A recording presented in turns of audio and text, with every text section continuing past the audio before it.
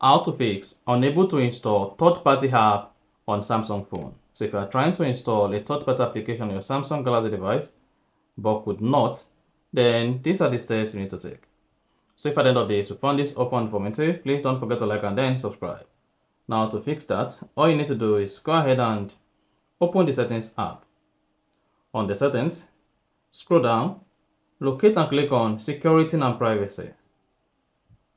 Under security and privacy, you want to scroll down. Locate a feature called auto blocker. Click on it. Now, if auto blocker is turned on, turn off auto blocker.